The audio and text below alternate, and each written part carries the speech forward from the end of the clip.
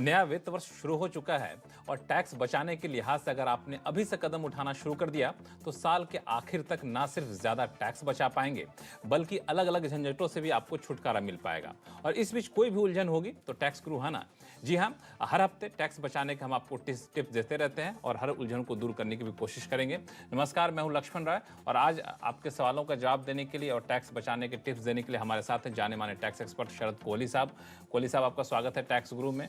और कोहली साहब से हमने कुछ खास रिक्वेस्ट किया है जो शो में आगे वो बताएंगे, इसके बारे में जानकारी देंगे। लेकिन सबसे पहले अपने दर्शकों को बता दो कि इस बार शो में क्या कुछ खास रहने वाला है। नए वित्त वर्ष में टैक्स प्लानिंग के लिहाज से क्या उठाएं कदम ताकि कम से कम हो सके टैक्स की देनदारी। अगर आप बड़े बड़े कैश ट्रांजैक्शन करते हैं तो जानिए कुछ खास नियम, वरना चुकाना होगा भारी भरकम टैक्स। और अगर आपने जीएसटी में रिटर्न की फाइलिंग की नई व्यवस्था QRMP चुनी है तो कैसे चुकाना होगा टैक्स। इन सारे मुद्दों पर बातचीत करेंगे। लेकिन जैसा कि शुरू में मैंने कहा था कि नया कारोबारी साल शुरू हो चुका है, कई लोगों के काफ़ी टैक्स कट गए होंगे। कुछ लोग अफसोस कर रहे होंगे काश यहाँ पे टैक्स बचा लिए होते तो टैक्स की देनदारी कम हो जाती, टैक्स कम कटता। लेकिन खैर, जो हो गया हो गया। लेकिन नया कारोबारी साल शुरू हो गया है, अभी से आपको इन सारे मुद्दों पर विचार करने की ज़रूरत है कि टैक्स हम कैसे बचा सकते हैं ताकि टैक्स की देनदारी कम हो सके। हालांकि उसके बहुत सारे लंबे चौड़े तरीके हैं, लेकिन संक्षिप्त में मैं चाहूँगा शरद कोहली साहब कि आप हमारे दर्शकों को बताइए कि मोटे मोटे कौन से तरीके हैं जिसका ख्याल रखना चाहिए, जिस पर अभी से अमल शुरू कर देना चाहिए दर्शकों को। जी हाँ लक्ष्मण, पहले तो मैं CNBC आवाज के और टैक्स गुरु के सभी दर्शकों को इस नए वित्तीय वर्ष की बहुत बहुत मुबारकबाद देता हूँ। हम लोगों के लिए नया साल दो बार आता है, एक तो 1 जनवरी को होता ही है जब बाकी की दुनिया मनाती है, और ये जो लोग टैक्स से जुड़े हुए हैं उनके लिए 1 अप्रैल से जो नया वित्त वर्ष शुरू होता है उसकी भी शुभकामनाएं हमें देनी बनती है। हम कोशिश करते हैं कि आपके लिए आपकी आय ज्यादा से ज्यादा हो और टैक्स प्लानिंग के माध्यम से टैक्स कम से कम जाए। जी हाँ, आपने बिल्कुल ठीक कहा। और टैक्स प्लानिंग का लक्ष्मण मूल मंत्र है कि आप पहले से प्रिपेयर हो जाएं, आप पहले से तैयारी कर लें। और मैं समझता हूं कि वित्तीय वर्ष की शुरुआत से अच्छा समय नहीं हो सकता। सबसे पहले आपको जो आपकी 80 फैमिली है पूरी की, चैप्टर 6 है जिसको हम बोलते हैं, उसके अंतर्गत आपने साल में कितनी डिडक्शंस लेनी है, मुझे लगता है कि उसका अंदाजा आपको पहले लगाना चाहिए। खासकर जो सबसे मशहूर है ATC, मैं उसको 80 क्राउडेड भी बोलता हूं। ATC के अंतर्गत आप क्या क्या चीजें करना चाहते हैं, इंश्योरेंस कितना होगा, PPF कितना होगा, NSC कितना होगा, ट्यूशन फी कितनी होगी। मैं समझता हूं इसका हालांकि 1.5 लाख की सीमा है पर एक अंदाजा लगा लेना चाहिए। उसके बाद 80D आता है, मेडिकल के खर्चे हैं, मेडिकल इंश्योरेंस आप कराते हैं, आप अंदाजा लगाइए कि आप करना चाहते हैं नहीं करना चाहते। NPS के अंतर्गत ATCC-D है, ATE है, कोई डोनेशन देते हैं ATG है। तो मैं समझता हूं चैप्टर 6A के अंतर्गत लक्ष्मण ये जितनी भी डिडक्शंस आती हैं, अगर इसका वित्तीय वर्ष के शुरुआत में ही अंदाजा लगा लिया जाए तो ये टैक्स प्लानिंग के लिए एक बिल्कुल सटीक कदम साबित होता है। बिल्कुल, मुझे लगता है कि इससे ये भी अंदाजा मिल जाए कि 80 फैमिली के तहत हम कितना टैक्स बचा पाएंगे और क्या हमें किसी दूसरे जगह पे टैक्स बचाने को और भी तरीके तलाशने होंगे। इस बात का भी आप अनुमान लगा सकते हैं अभी से अगर प्लानिंग कर लेते हैं तो। दर्शकों को थोड़ा सा एक भी बता दीजिए कोहली साहब की 80 फैमिली के अलावा दूसरे कौन कौन से जरिए हैं जहां पे टैक्स बचाया जा सकता है, संक्षिप्त में। जी हाँ, 80 फैमिली के अलावा लक्ष्मण जो लोग हाउस रेंट अलाउंस का बेनिफिट लेते हैं, HRA जिसको हम कहते हैं, मुझे लगता है उनको अपनी रेंट रिसीट के वो साल में किराया कितना देंगे, किसको देंगे, रेंट एग्रीमेंट बनाना वगैरह, वो सब उसको पहले तय कर लें। इसके अलावा एक चीज जो लोग भूल जाते हैं लक्ष्मण, वो है कैपिटल गेन अकाउंट स्कीम, जिसका हम निरंतर जिक्र करते रहते हैं कि अगर कैपिटल गेन अकाउंट स्कीम के अंतर्गत आपकी समय की मियाद पूरी हो रही है तो आप उसका ध्यान रखें। बहुत सारे मैंने देखा है लोग उनका डिपॉजिट करा का करा रह जाता है, वो उसको यूज नहीं करते हैं कैपिटल गेन बचाने के लिए। तो उस पर एक दफे नजर मार लें कि आपका क्या, और यहां न्यू रेजीम और ओल्ड रेजीम, क्या रेजीम आपने चूज करना है ये फैसला भी आपको अभी करना है। आप जानते होंगे सैलरी वाले हैं तो आप उसको हर साल नई रेजीम चूज कर सकते हैं, बिजनेस वाले हैं तो एक बार आप अगर ओल्ड में गए तो आपको फिर वापस आप नहीं आ पाते हैं, दोबारा आप ओल्ड में नहीं जा सकते हैं। तो ये भी आप फैसला इस वित्तीय वर्ष की शुरुआत में करके और अपने टैक्स को कम से कम प्लानिंग के साथ बढ़िया तरीके से भरें। हालांकि शुरू में जैसा कि बताया कोहली साहब ने कि नए कारोबारी साल की शुभकामनाएं दी और वे भी कहा कि आप ज़्यादा से ज़्यादा कमाई करें और टैक्स भी कम से कम दें। पता नहीं कैसे संभव होगा, ज़्यादा कमाई करेंगे टैक्स तो ज़्यादा देना ही पड़ेगा, लेकिन यही एक मूल मंत्र है जो टैक्स ग्रुप में हम देने की कोशिश करते हैं कि कमाई आपकी भले ही ज़्यादा हो लेकिन टैक्स की देनदारी हम कम करने की कोशिश करेंगे कानून के दायरे में रहकर। पूरे साल में हर हफ्ते जो एपिसोड आता है उसमें समय समय पर हम टिप्स ऐसे देते रहेंगे। फिलहाल शुरू करते हैं सवाल जवाब का सिलसिला। कानपुर से डॉक्टर करुणा शंकर मिश्रा हमारे साथ फोन लाइन पर जुड़ गए हैं। बताइए क्या सवाल है आपका। सर मैं डॉक्टर करुणाशंकर मिश्रा कानपुर से बोल रहा हूँ। जी। सर कोहली सर नमस्कार। हेलो। हाँ, आवाज आ रही है, नमस्कार बताएं। डॉक्टर साहब। हाँ कोहली सर नमस्कार। मैं आपका बहुत बड़ा फैन हूँ क्योंकि आपका जो बताने का इनकम टैक्स का शेड्यूल्स वगैरह का और जो गाइड करने का तरीका है बहुत ही अच्छा है और मुझे बड़ी मदद मिलती है। मेरा एक क्वेश्चन था सर कि मेरा हर माह जो है मैं सैलरी पेड हूँ और मुझे इंटरेस्ट फ्रॉम अदर इनकम्स में जो सेविंग अकाउंट है उससे है कुछ इनकम और कुछ शेयर से हो जाती है लॉन्ग टर्म कैपिटल गेन्स वगैरह में, शॉर्ट टर्म कैपिटल गेन में थोड़ा बहुत। और सर मेरा क्वेश्चन ये था कि जो पिछले साल जो है और उसके पिछले साल भी मुझे सेक्शन 234 सी में ब्याज लग गया था, जबकि मेरा हर महीने जो है डिडक्शन रेगुलर जो है मेरे डीडीओ के द्वारा किया जाता है। और इसमें जो है जो मैं फॉर्म ITR 2 भर रहा था तो इसमें जो इनकम टैक्स का वो है सर कि प्रत्येक तिमाही में 15%, 45%, 75% एवं 100% जो मुझे देना चाहिए, डिपॉजिट करना चाहिए, उससे मेरा ज़्यादा ही डिडक्शन हो जाता है। लेकिन 26 AS में वो टाइमली शो नहीं होता है, तो उस वजह से मुझे 234 C का जो है मेरे ऊपर ब्याज लगा। तो सर इसमें मैं ये जानना चाहते थे कि इसमें क्या मुझे कैसे ये रेक्टिफाई हो सकता है और इसमें जो डीडीओ है उसकी भी क्या रिस्पॉन्सिबिलिटी है, जबकि मेरी कोई इसमें फॉल्ट नहीं थी, फिर भी मुझे जो है इस तरह का जो है वो देना पड़ा, ब्याज बिल्कुल, देना पड़ा। कोहली साहब बताएं। जी हाँ डॉक्टर मिश्रा, ऐसा हो जाता है। पहले 234C होता है, जब आपका जो एडवांस टैक्स जितना जितना जिस तारीख पे निर्धारित है वो नहीं जमा होता तो 234C के अंतर्गत ब्याज लग के आ जाता है। अब आपने कहा आपका डीडीओ समय पे हो सकता है डॉक्टर मिश्रा कि वो समय पे डिपॉजिट ना करा रहे हो। ये भी हो सकता है कि जो इक्विटेबल डिडक्शन होती है, इक्विटेबल डिडक्शन का अर्थ होता है कि बराबर बराबर जब आप सैलरी पे खासकर टैक्स काटते हैं तो वो बराबर बराबर कटना चाहिए। कई बार वो ऊपर नीचे हो जाता है। ये भी हो सकता है कि जमा टाइम पे नहीं किया गया हो। तो इन कई कारणों से हो सकता है। अगर आपको लग रहा है कि ये सभी चीजें सही हैं, कुछ भी इसमें गलती नहीं है, पहले आप सब चीजें एक बार चेक कर लीजिए। तो उसके बाद आप ई निवारण में जाके या आप अपना एक अपने पोर्टल पे जाके करेक्शन के लिए एक एप्लीकेशन लगाइए और इसको करेक्ट कराइए। पर मुझे लग रहा है कि अगर 234, क्योंकि 234C सिस्टम से लग के आता है, तो कहीं ना कहीं अवश्य टैक्स के डिपॉजिट में डिले हुई होगी। आप एक दफे इसको पुनः चेक करें। मुझे उम्मीद है कि आपको वहीं कहीं इसका कारण निकल के दिखाई दे जाएगा। अगर फिर भी दिक्कत आती है तो डॉक्टर मिश्रा आप हमें लिखिएगा, हम लोग उस दिक्कत को भी दूर करने की पूरी कोशिश करेंगे। फिलहाल लेते हैं अगला सवाल जो कि ट्विटर के जरिए आया है, रीता बिंद्रा जी का आया है। इनके पास लंबे समय से फ्रैंकलिन टेम्पल्टन म्यूचुअल फंड की होल्डिंग थी। फंड की कुछ स्कीमों के जरिए इनको पैसा मिला। ये पूछ रहे हैं कि कंपनी की ओर से वक्त से पहले रिडम्पशन करने और उस रकम को दोबारा निवेश करने पर क्या long term capital gains tax देना पड़ेगा? कोहली साहब।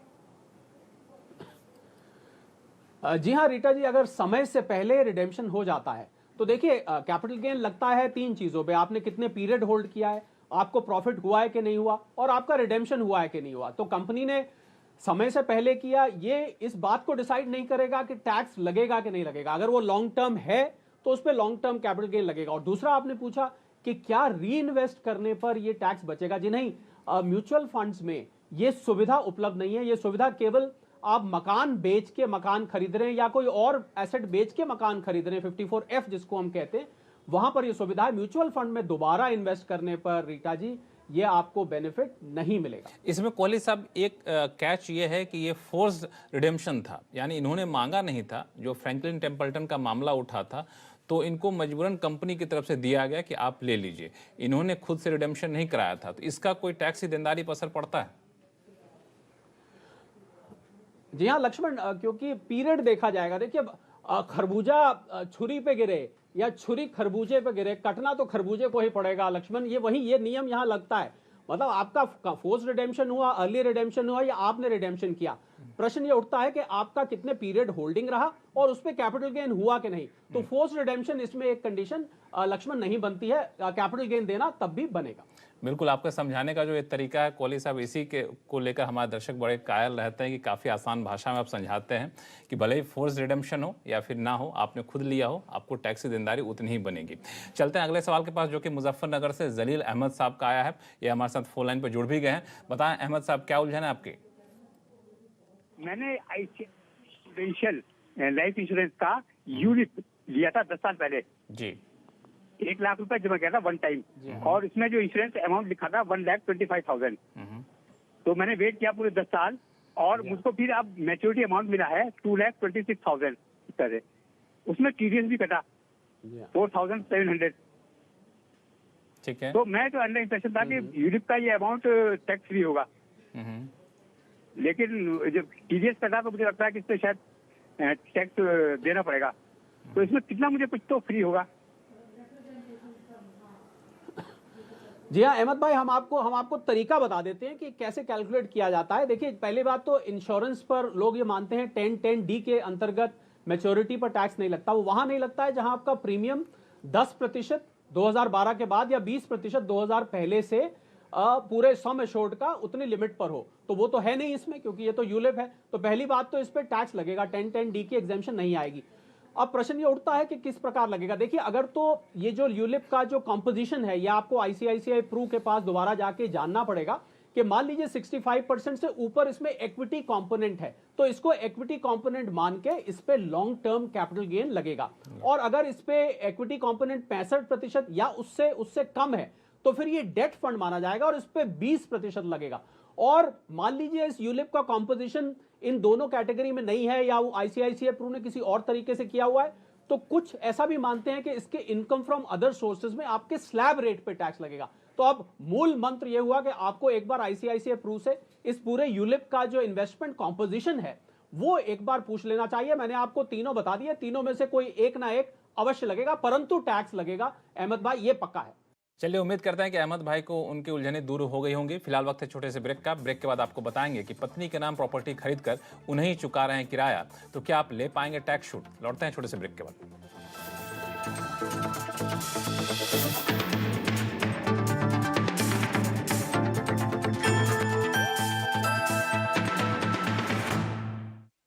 स्वागत है आपका, मैं हूं शैल भटनागर।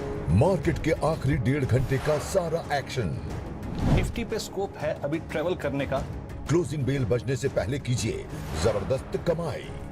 इस तेजी के बावजूद आप स्टॉक को कल के लिए एक BTST कर सकते हैं, जाने माने एक्सपर्ट के साथ। अपसाइड इज ओपन, आपको 2650 के टारगेट्स के लिए इसे लेकर जाया जा सकता है। देखिए कमाई का अड्डा सिर्फ CNBC आवाज पर। के प्रायोजक है Kajaria, India's number 1 tile company. बाजार शुरू होने से पहले कीजिए मुनाफे की तैयारी। जो सेक्टर लीडर्स हैं छोटी स्पेस में, वहां पर आपको शानदार तेजी आती हुई दिख रही है। जानिए सेंसेक्स और निफ्टी की कैसी होगी चाल, पहला टफ जोन होगा वो है 717। और कौन से स्टॉक्स आपको बनाएंगे मालामाल। जहां पर भी एक हल्का सा लाल निशान आता हुआ दिखे, उसको खरीद के जाएं। देखिए मुनाफे की तैयारी सिर्फ CNBC आवाज पर। के प्रायोजक है Amul, the taste of India. एक आवाज जो कभी दबती नहीं, ये वो चैनल नहीं है जहां आप शोर मचा के आप डिबेट करें। एक आवाज जो सामने लाती है असली मुद्दे। ये जो आंदोलन है, ये किसान आंदोलन है, ये राजनीतिक आंदोलन है। एक आवाज जो सिर्फ देश को रखे आगे। क्या पेट्रोल डीजल पे लगने वाली ड्यूटी घटेगी, दाम घटेंगे कि नहीं घटेंगे? बहस के शोर से अलग देश की सबसे असरदार बहस, देखिए आवाज अड्डा सिर्फ CNBC आवाज पर। के प्रायोजक हैं Kajaria, India's number 1 tile company, और निपॉन लाइफ।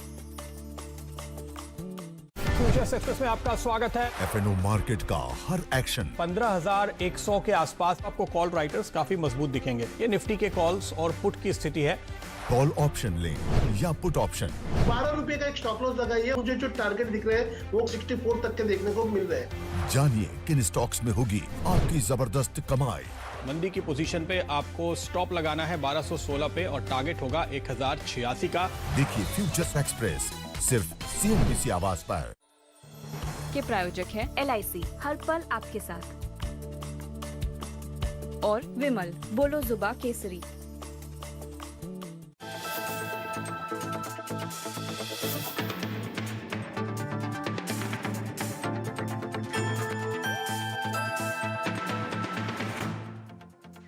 ब्रेक के बाद एक बार फिर से आपका स्वागत है। आप देख रहे हैं टैक्स गुरु और कई सारे लोगों के सवाल हमारे पास आए हैं, लेकिन उससे पहले एक महत्वपूर्ण मुद्दा जो मैंने देखा पिछले कुछ दिनों से, खासतौर से मार्च 2020 के बाद कैश के ट्रांजैक्शन में करीब मुझे लगता है 27 लाख करोड़ रुपए की बढ़ोतरी देखने को मिली है। तो इससे लगता है कि लोग फिर से कैश की तरफ ज़्यादा जा रहे हैं। लेकिन जब आप मोटे कैश का ट्रांजैक्शन कर रहे हैं तो इस बात का ध्यान जरूर रखिएगा कि अगर आप नियम को नहीं पालन करते हैं तो कई बार आपको टैक्स की देनदारी भारी भरकम चुकानी पड़ सकती है। कोहली साहब, थोड़ा इस मुद्दे को समझा दीजिए, क्योंकि देख रहा हूँ कैश ट्रांजैक्शन फिर से बढ़ने लगा, जो आरबीआई की रिपोर्ट खुद कहती है। जी हाँ, बिल्कुल लक्ष्मण। और ये कैश के ट्रांजैक्शन जो कि मार्च 2020 में आपने बिल्कुल कहा करीब 24-25 लाख करोड़ के बीच में कैश इन सर्कुलेशन था, वो 1 जनवरी 2021 को 27 लाख क्रॉस कर गया। इसका मतलब कैश का प्रचलन अभी भी बहुत है, जबकि आयकर में कैश के ऊपर बहुत सारे रिस्ट्रिक्शंस है। और गए जमाने जब आप रोकड़ा जेब में लेके चलते थे, मुझे लग रहा है इतने आजकल विकल्प उपलब्ध हैं। जी हाँ, अगर 2000 रुपए से ऊपर आप कहीं डोनेशन करते हैं, मैं लक्ष्मण नीचे से ऊपर चलता हूं, 2000 रुपए की कहीं फालतू आप डोनेशन कैश नहीं कर सकते। 5000 रुपए से ऊपर आप मेडिकल खर्चा 80D क्लेम कर रहे हैं तो आपको वो अलाउ नहीं होगा। उसके ऊपर चले 10,000 रुपए से अगर आप बिजनेस में कैश खर्चा ज्यादा करते हैं तो वो आपकी इनकम में एड बैक हो जाता है। 20,000 रुपए से अगर आप लोन या डिपॉजिट किसी को देते या लेते हैं तो वो अलाउड नहीं है, उसमें उतनी ही पेनल्टी है जितना आप लेन देन करते हैं। 50,000 रुपए से ऊपर आप फॉरेन एक्सचेंज कैश जाके नहीं ले सकते हैं। इससे ऊपर चले लक्ष्मण तो 2 लाख रुपए तक से ऊपर की आप परचेज नहीं कर सकते हैं आप कैश में। तो भला प्रश्न ये उठता है कि हम घर में अगर किसी के कैश मिलता है लक्ष्मण, तो उसमें घर में भला क्यों कैश रखा हुआ है इतना, तो उसमें आपको जवाबदेही करनी पड़ेगी कि आप इतना कैश क्यों रखते हैं। और ऊपर चले तो बैंक से जब आप पैसा निकालते हैं, 1 करोड़ से ऊपर आप निकालेंगे तो उस पर आप जानते होंगे TDS आ गया है।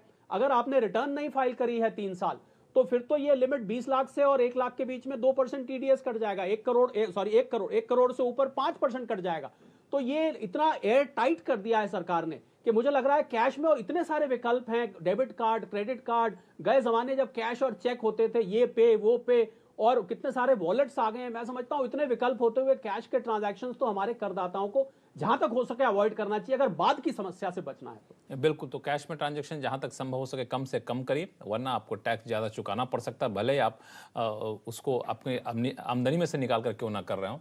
तो इसलिए जो टिप्स बताया कोहली साहब ने उसका खास तौर से ख्याल रखिए। वापस चलते हैं सवाल जवाब के सिलसिले पर, और कोलकाता से विनोद सिंह हमारे साथ फोन लाइन पर जुड़ गए हैं। विनोद जी, बताइए क्या सवाल है आपके। हाँ, गुड मॉर्निंग जी। नमस्कार, बताएं विनोद जी, क्या हाल है आपके। कोलकाता में तो अभी चुनाव का माहौल होगा। माहौल बहुत जोर पे है। बहुत जोर पे है। कलकत्ता में हमारे इलाका में 26 तारीख को है, 26 अप्रैल को। अच्छा। और बाकी जगह में चल रहा है, आज भी चुनाव चल रहा है। चुनाव के माहौल में आपको अपने टैक्स की चिंता है, बताइए क्या उलझन है आपकी। सर, हमारी उलझन है कि मैं कलकत्ता में जादवपुर में रहता हूँ और हमारी जो फ्लैट है वो हमारे मिसेस के नाम में है। ठीक है। एवरी मंथ में हाउस रेंट कंपनी से मुझे मिलती है, लेकिन मैं इसको क्लेम नहीं कर सकता हूँ। तो मेरा आपसे यही प्रश्न है कि क्या मैं मिसेस को हाउस रेंट दे सकता हूँ? अगर हाँ तो कितने रुपए लिमिट होगा? क्योंकि अभी तो गवर्नमेंट के रूल के हिसाब से हमारा बेसिक का 50% हाउस रेंट मिल रहा है। अच्छा, ठीक है, कोहली साहब जवाब देंगे। कोहली साहब बताइए। जी हाँ विनोद जी, देखिए पति पत्नी कहा जाता है कि एक ही गाड़ी के 2 पहिए होते हैं, पर आयकर के लिहाज से मैं आपको बता देता हूं, अगर आप जॉइंट मकान में रहते हैं या पत्नी के नाम मकान में रहते हैं, इसमें विनोद जी आप रेंट रिसीट ले सकते हैं। उसमें शर्त यह है कि आप बकायदा रेंट एग्रीमेंट होना चाहिए, आपके अकाउंट से उनके अकाउंट में रेंट ट्रांसफर होना चाहिए। परंतु, अब ये परंतु बहुत ध्यान से सुनने वाला है, कि अगर इस मकान की खरीद में आपका पैसा भी लगा है, मतलब आपकी पत्नी का सेल्फ अर्न, खुद का कमाया हुआ या खुद की सेविंग्स के अलावा आपका पैसा भी लगा हुआ है, मान लीजिए आधा आपका लगा हुआ है आधा उनका, तो जितना आप रेंट देंगे ना विनोद जी, उसका आधा आपकी इनकम में जाके वापस जुड़ जाएगा सेक्शन 64 के अंतर्गत। तो इस बात पे ध्यान रखिए। और अगर आपका नहीं लगा हुआ है या कुछ अंश लगा हुआ है तो उस अंश का बेनिफिट ले सकते हैं, पर रेंट एग्रीमेंट होना चाहिए, पेमेंट बकायदा बैंक से जानी चाहिए, और एक रेंट रिसीट जरूर आप अपनी पत्नी से ले लीजिए। पत्नी को कितना अच्छा लगेगा बुरा लगेगा उसमें हम दखल नहीं देते हैं, वो बिल्कुल आपका अंदरूनी मामला है, लेकिन जो इन्होंने तरीका समझाया उसका पालन करेंगे तो हो सकता है कि आप टैक्स बचा भी पाएंगे। और बिल्कुल उन्होंने कहा कि आप रेंट रिसिप्ट आप ले भी सकते हैं और इसका फ़ायदा उठा भी सकते हैं। फिलहाल ये सारे सवाल थे इनकम टैक्स से जुड़े हुए। अब बारी है GST जुड़े सवाल लेने की।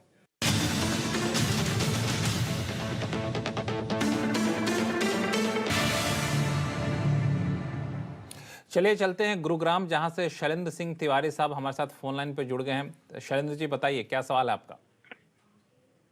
सर मेरा नाम शैलेंद्र तिवारी है जी, और मेरा एक रेस्टोरेंट है। अच्छा। और अभी गवर्नमेंट ने एक स्कीम इंट्रोड्यूस की है, QRMP, quarterly return filing and monthly payment. मुझे समझ में ये नहीं आ रहा है कि इसमें अपनी लायबिलिटी को पेमेंट कैसे करूं। लाइक हर मंथ में पेमेंट करूं, फर्स्ट 2 मंथ की लायबिलिटी को पेमेंट कैसे किया जाए, फर्स्ट 2 मंथ एवरी मंथ या लास्ट 3 मंथ कंप्लीट होने के बाद इसको किया जाए, इसके बारे में बता पाएंगे आप? बिल्कुल कोहली साहब, मैं चाहूंगा कि आप थोड़ा सा पहले से इस स्कीम के बारे में बता दीजिए और फिर इनके सवाल का जवाब दीजिए। हाँ बिल्कुल। देखिए, QRMP छोटे और मझौले जो बिजनेस वाले हैं उनके लिए सरकार ने इंट्रोड्यूस किया है कि उनको हर महीने रिटर्न ना फाइल करनी पड़े। इसको क्वार्टरली रिटर्न मंथली पेमेंट बोलते हैं, मतलब रिटर्न क्वार्टर में एक बार जाएगी, परंतु टैक्स इसका हर महीने जाएगा। वही मेरे ख्याल शैलेंद्र जी पूछना चाह रहे हैं कि अगर रिटर्न क्वार्टरली जाएगी तो टैक्स मंथली कैसे जाएगा। जी हाँ बिल्कुल शैलेंद्र जी, हम आपको बता देते हैं। आप 2 ऑप्शंस आते हैं उसमें मंथली पेमेंट के। एक आपको चूज करना पड़ेगा, एक होता है 35%, वो अपने आप कैलकुलेट करके पिछले क्वार्टर का लगभग 1/3 वो कैलकुलेट करके आपको खुद ही बता देगा, आप उतना टैक्स दे दीजिए। दूसरा ऑप्शन ये होता है कि अगर आप महीने का एग्जैक्ट इनपुट आउटपुट एग्जैक्टली निकाल सकते हैं तो आप एग्जैक्ट पेमेंट भी कर सकते हैं। तो QRMP के स्कीम के अंतर्गत या तो आप 35% वाला ऑप्शन चुन लीजिए, उसमें वो अपने आप 35% पिछले क्वार्टर से दे देगा, या आप उसको स्वयं कैलकुलेट करके एक्चुअल फिगर पहले के 2 महीनों में जमा करा सकते हैं। मुझे उम्मीद है आपको पूरा समझ आया होगा और आप QRMP का पूरा लाभ उठाएंगे। शैलेंद्र जी, आपकी उलझनें दूर हो गई? जी सर, क्लियर हो गया सर, थैंक यू सर। चलिए बहुत बहुत धन्यवाद हमारे टैक्स गुरु शो में कांटेक्ट करने के लिए। फिर भी कोई उलझन हो आगे तो आप लिखते रहिएगा, हम लोग आपके सवालों के जवाब देते रहेंगे। चलते हैं देहरादून, जहां से सुनील दत्त शर्मा जी हमारे साथ फोन लाइन पर जुड़ गए। सुनील जी बताइए क्या उलझन है आपकी। नमस्कार कोहली जी, मैं आपसे पूछना चाह रहा था, मैंने एक मार्च 2020 में कमर्शियल स्पेस लिया था जिसका कि रेंट GST के साथ में पे करना था, और मैंने वो विदिन 6 मंथ्स वो खाली कर दिया ड्यू टू COVID-19, वो चला नहीं शोरूम। अब मैंने मकान मालिक को पूरा रेंट पे कर दिया है विद GST, लेकिन वो जो मकान मालिक हैं वो उन्होंने अपना GST में उसका टैक्स जमा नहीं किया है जो मैंने उनको पे किया है। अच्छा। और ना ही वो अब उसको जमा कर रहे हैं, वो डिनाई कर रहे हैं क्योंकि मैंने शोरूम खाली कर दिया। तो अब मैं उस टैक्स का इनपुट नहीं ले पा रहा हूँ। तो आप जानना चाहते हैं इनपुट कैसे लें? इनपुट कैसे लें, और अगर वो नहीं मिलता है तो उनके खिलाफ कोई एक्शन GST की तरफ से लिया जा सकता है, पोर्टल की तरफ से, या मुझे अपने ही लेवल पे कुछ करना होगा? जी हाँ बिल्कुल सुनील जी, इसका एक्शन उनके अगेंस्ट लिया जा सकता है, पर आपको इसकी इंफॉर्मेशन पहुंचानी पड़ेगी। आपको मैं 2 तरीके बताता हूं। एक तो कम्युनिकेशन है, अभी नया एक फैसिलिटी इंट्रोड्यूस करी है पोर्टल पे, वहां जाके आप डायलॉग करें उसके साथ तो आपका डायलॉग रिकॉर्ड पे आ जाएगा। दूसरा मैं आपको ये भी सलाह दूंगा, अपने इलाके के जो GST कमिश्नर हैं आप उनको जाके एक लिखित अर्जी दीजिए कि मैंने जो है ये पे किया है और पे करके मेरे लैंडलॉर्ड साहब इसको जमा नहीं करा रहे हैं, मैं इसका इनपुट नहीं ले। उनके खिलाफ पूरा यकीन है, मुझे पूरा विश्वास है सुनील जी, उनके खिलाफ कार्रवाई की जाएगी और आपको इसका खामियाजा भुगतना नहीं पड़ेगा। बिल्कुल, ऐसे कई सारे सवाल आते हैं कोहली साहब, जहां पे टैक्स तो चुका दिया होता है सामने वाला शख्स, लेकिन उधर से GST नहीं चुकाया जाता है तो ITC नहीं मिल पाता है। और आपने बहुत सही तरीका बताया कि अगर GST के विभाग को इसकी जानकारी दी जाए तो वो भी अपने स्तर से कार्रवाई कर सकते हैं। मुझे लगता है कि सिस्टम में भी थोड़ा सा इस तरह से बदलाव करना चाहिए, ताकि जिन्होंने टैक्स चुका दिया उनकी तो कोई गलती है नहीं, उनका इनपुट टैक्स क्रेडिट आप क्यों रोक रहे हैं? सामने वाले नहीं चुकाया वो तो उसकी गलती है। खैर, ये GST का स्ट्रक्चर है, अभी तो कानून यही कहता है कि सामने वाला जब तक कि नहीं चुकाएगा आपको ITC नहीं मिलेगा, और अगर नहीं चुकाता है तो आप इसकी शिकायत जरूर कर सकते हैं GST में। हो सकता है GST विभाग इस पर आगे कार्रवाई करे। फिलहाल वक्त है छोटे से ब्रेक का। ब्रेक के बाद आपको बताएंगे अगर आप कैश में कर रहे हैं भुगतान तो क्या इनपुट टैक्स क्रेडिट लेने में होगी परेशानी। लौटते हैं छोटे से ब्रेक के बाद।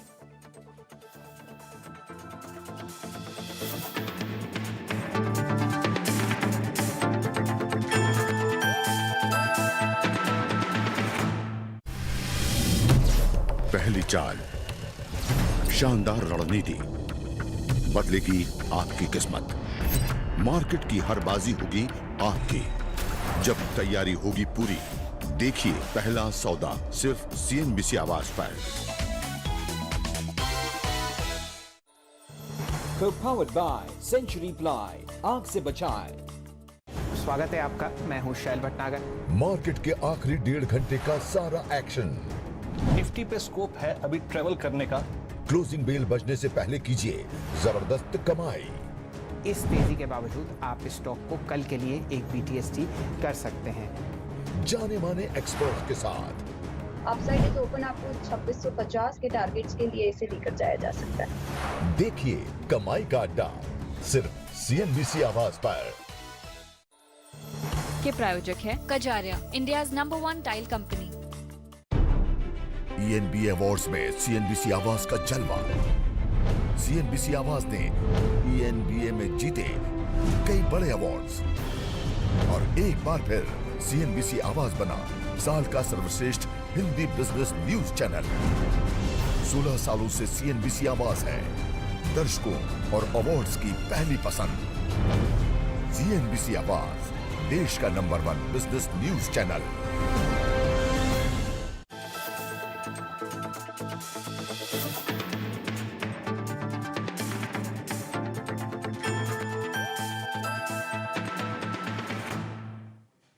ब्रेक के बाद एक बार फिर से आपका स्वागत है। आप देख रहे हैं टैक्स ग्रुप और दिल्ली चलते हैं जहां से मोनिका हमारे साथ फोन लाइन पर जुड़ गई। मोनिका बताइए क्या सवाल आपके? जी, मैं ये पूछना चाहती हूँ कि मैं कॉस्मेटिक प्रोडक्ट में डील करती हूँ, तो जब मैं डील करती हूँ तो मेरे ऑफिस से मेरे बैंकिंग फैसिलिटीज़ बहुत दूर हैं, तो मुझे बहुत सारे खर्चे कभी कभी अर्जेंटली कैश में करने पड़ते हैं। तो मेरा क्वेश्चन ये था कि अगर मैं कोई खर्चा कैश में करती हूँ तो क्या कोई GST में कोई लिमिट है कि कैश में खर्चा करने से आपको ITC नहीं मिलेगा? इससे ऊपर अगर आप खर्चा कैश में करेंगे तो आपको ITC नहीं मिलेगा, तो क्या GST में ऐसा कोई लिमिट है?